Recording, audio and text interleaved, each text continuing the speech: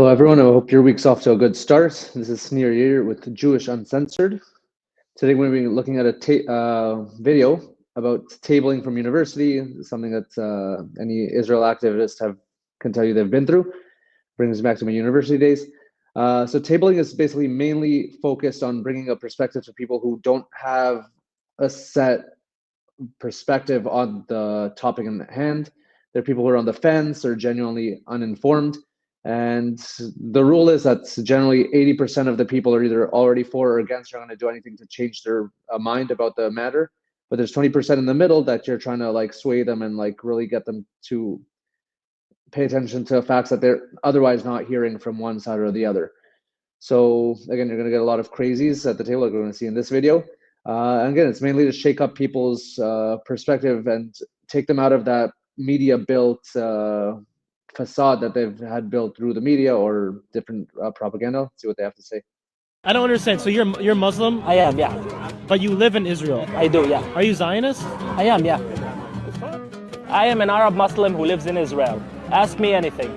Hi guys. Assalamu alaikum. How you doing? So, you Arab, right? I am Arab, yes. I'm Arabic. Where are you from, though? I'm from Israel. I grew up there. My family was born there. What was it like for you living in an open-air prison? I didn't live in an open-air prison. From my perspective, I never faced any sort of prejudice from Israelis in general. From me, the vast majority of, I would say, bad things that I experienced came from my Arab brethren who lived in the same area that I live, who looked at me and called me names such as Abd, which is slave in Arabic. You literally just told me that you're not oppressed or did not feel oppressed, but they called you derogatory slurs. That is... It wasn't Israeli Jews, it was Arabs who called me derogatory terms. I don't believe that. Sadly, it was my experience. Your kind, the Jews. I'm not a Jewish. But what are you? I am Muslim. Why are you carrying their flag? I am Muslim. It's my country. It's my country's flag. I lived in Israel all my life. I lived with Jews. I worked with Jews. I worked with Arab. 20% of Israel population is Arab population. All of them have Israeli citizenship. I want to know what your perspective about, especially the claims about apartheid in Israel. People say that you guys are mistreated. For me, it's wrong because the facts on the ground speak otherwise. For example, if I worked in the Israeli parliament. I worked in an Israeli news organization that is called Haaretz. And most of the people I work with were Arab Israelis, and that will never happen in an apartheid state. Right. I graduated from Israeli University. Yeah, there's a good amount of Palestinians, right? But you had also Arab Israelis who identify as Palestinians. Also had Palestinians who come from the West Bank who studied at my university. I see. Oh, that's beautiful. To anyone that doesn't support the state of Israel and its fight against terrorism, what is one biggest misconception that you wish people would understand about your society, about your people, about your government? I want the Palestinians to have a better life. I really do. We are not fighting the Palestinians. We're fighting Hamas and the Islamic Jihad, who are backed by the Iranian regime, who obviously don't care about Israel or about the Palestinians who live in Israel. For example, the last barrage attack, the missile that they launched in Israel killed only one person. He was a Palestinian from Gaza, who was in West Bank. Yeah, we agree on this. We don't want Hamas. We and the Palestinians, we need to have a conversation. We need to have a genuine conversation, sit on a table like we and you doing right now, and be able to look in each other in the eyes and say, okay, neither the Palestinians are going anywhere, and neither the Jews are going anywhere. I hope that there will be peace one day. Hopefully. I think we're already on the way. You're a great person. There's the way that...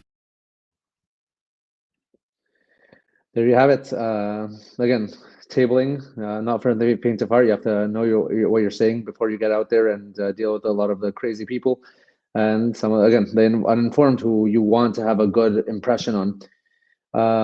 We see from this video that's quite recent, actually, when it was mentioning the attack, the barrage of rockets from Iran, where only one Palestinian was killed. Unfortunately for them. Thank God we were saved a lot of harm from that barrage. It's funny that he mentioned that he worked for Haaretz, and there was a lot of Arab Israelis working for Haaretz, which is a very left-leaning media source in Israel. That might be the source for why it's very left-leaning, and they have a lot of anti-Israel rhetoric in their media.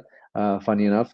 So again, you see that Israel anyone who has been there knows that you have Israelis and Jews and Muslims and Christians living side by side, and there's no friction whatsoever until things boil up with Palestinian terrorism in the state of Israel. It's funny enough that when I was in Israel about a decade ago, I met a Palestinian, and this is one of my few interactions with Palestinians, but one that was like very heartwarming. But he was an individual who wanted to move to Canada, and he was mentioning that he was on the way to visit his family, close family in the hospital, who were going through rehabilitative treatments, and he said that it was Israelis who saved him when he got into a car accident in the West Bank, and that actually while he was in that compromised situation, his car was flipped over. He lost one or two family members, unfortunately, but he said that actually Palestinian